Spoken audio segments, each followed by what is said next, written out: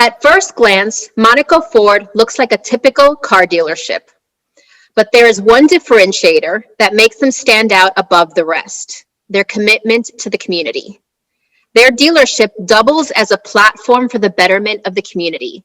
They lead by example, and the business is a reflection of 4 generations of family values, where hard work, thankfulness, and service are at its core. I'm here today with co-owner Chrissy Monaco. Hi, Chrissy. How are you today? I'm good. How are you? Great. To get us started, tell us a little bit about your business.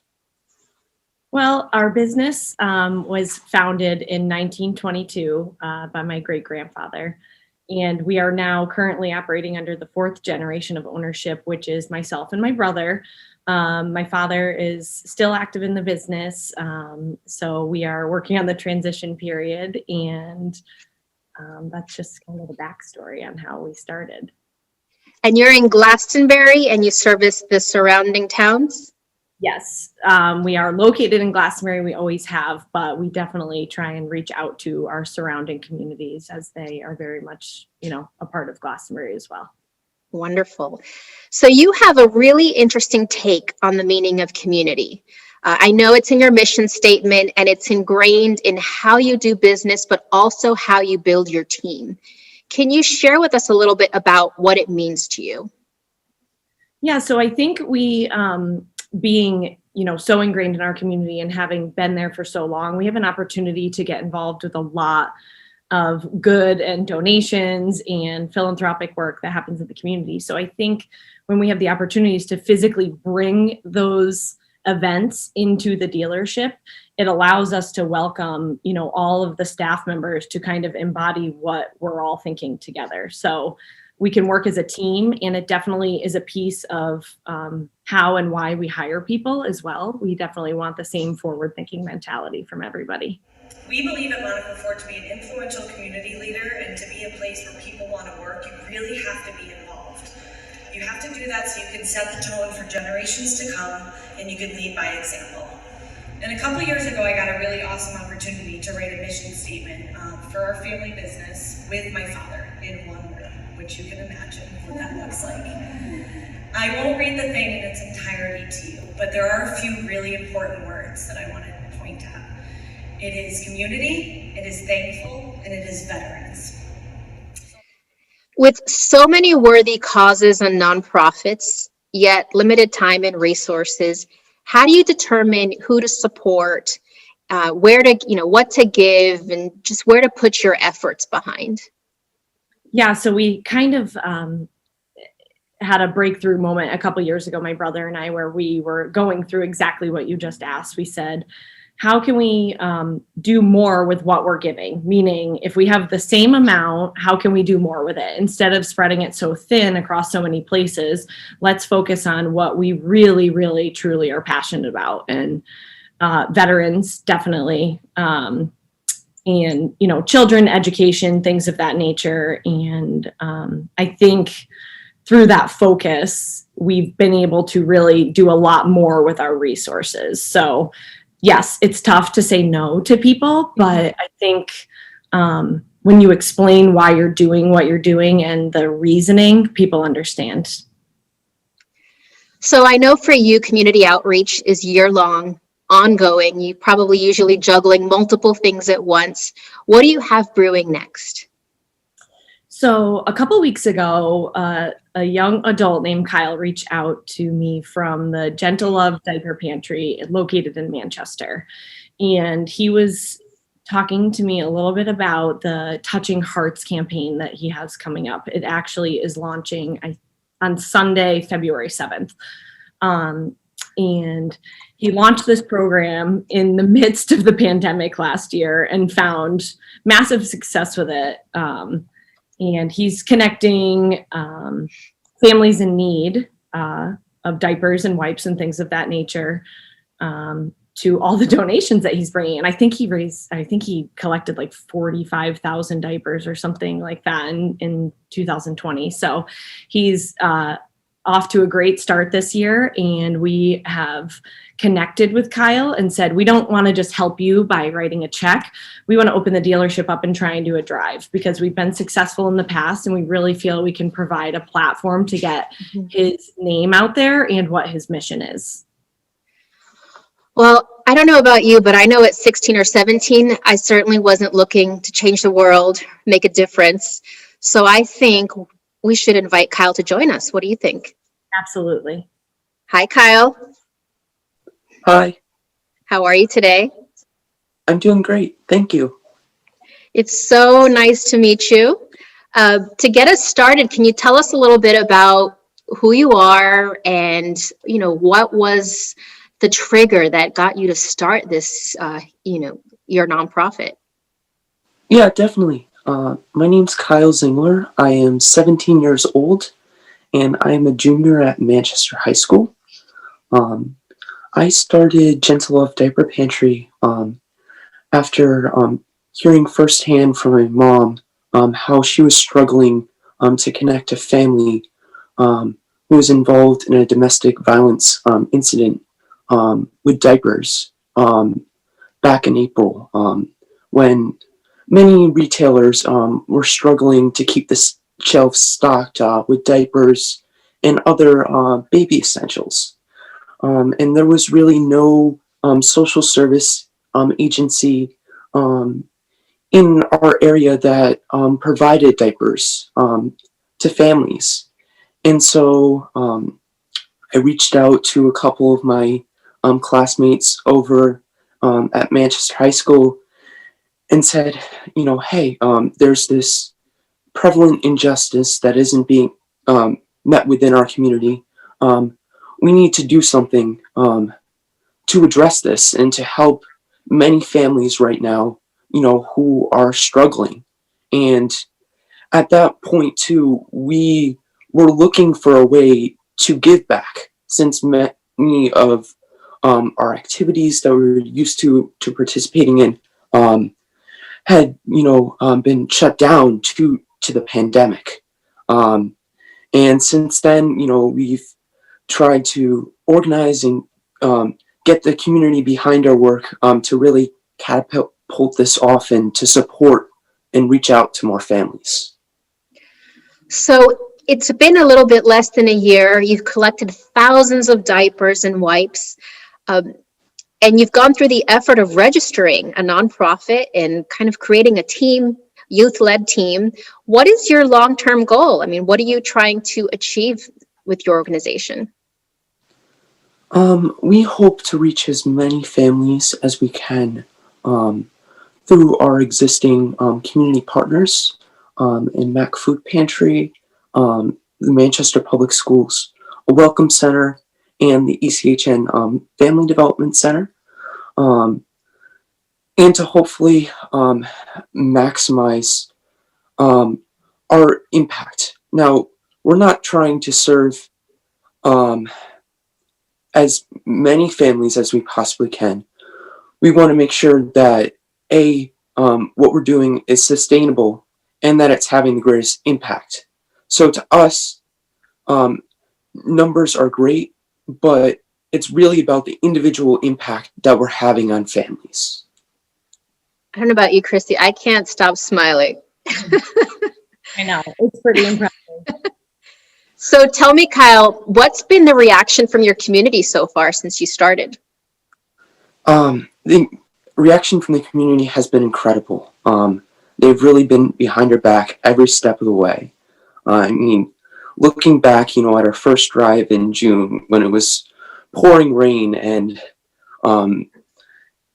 they turned out in incredible numbers. We had like 70 to 80 cars come through for our first contactless drive, and they were very generous and supportive, and they have continued, many of them, to continue have supported us continuously, whether it be donating through our Amazon wish list, or dropping off diapers at one of our pop-up drives. And we've also had, Silk City Coffee and Labyrinth Brewing Company step up and holds like brief, like 1 to 2 week drives, which have, collected an additional 1,000 diapers, thousands of diapers, which we have, since been able to distribute to families.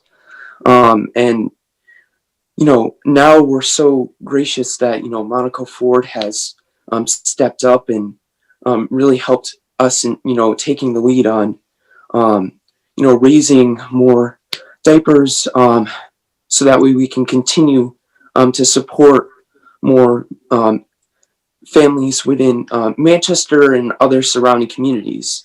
So Chrissy, when I last spoke to you, this was just a seed, the idea to partner with Kyle.